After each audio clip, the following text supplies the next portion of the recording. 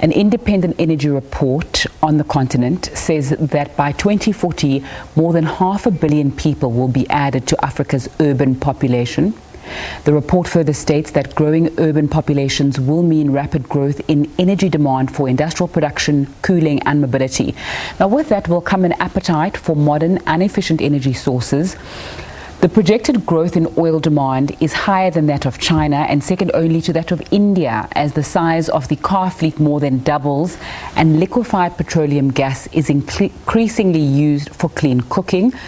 Let's get more on this with Olayemi Odutola. He's the country manager of Sahara Energy Resources in Cote d'Ivoire. Thanks so much for your time on SABC News this afternoon. So 2014 census in Cote d'Ivoire showed that around 78% of households are still using wood and charcoal as their cooking fuel, and around 22% use gas. Do we have an idea of what those numbers look like now and what that energy mix is like in Cote d'Ivoire? Well, I think the numbers from recent data have reduced 2%, 2 to 2.5% on the average year in, year out from 2015 to date. So we're talking about an average of 12 to 15%, because a lot more people have embraced the use of LPG as the source of energy. So what's the practical use or reason for moving to those newer energy sources? Well, there are several reasons. For somebody that is cooking for like household use, the time spent cooking with an energy like LPG is shorter in comparison to somebody using charcoal or firewood. Also, it is healthier, because you get exposed to diseases like lung cancer, pneumonia, or stroke using firewood or charcoal.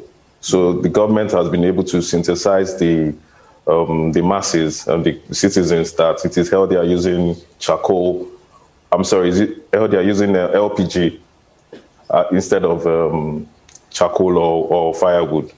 And also, it takes less time to cook. It takes less time. It doesn't affect the time you spend cooking with this firewood or charcoal is more than when you use LPG. You just strike a match, and it's easier to handle as well. Okay. What kind of an impact does moving to those newer energy sources have on the economy of a country like Cote d'Ivoire? Well, it increases foreign direct investments, because companies like Sahara were invested in the LPG market, and then it just brings in foreign direct investment to the country, increases the GDP of the country, the creation of jobs, it creates a healthier environment, and reduces deforestation. Okay, so you've invested $84 million in LPG in Cote d'Ivoire, but I want to talk about the impact of that on neighboring countries like Mali, Burkina Faso and Guinea as well. And how do you work with the governments of the Ivory Coast and those neighboring countries?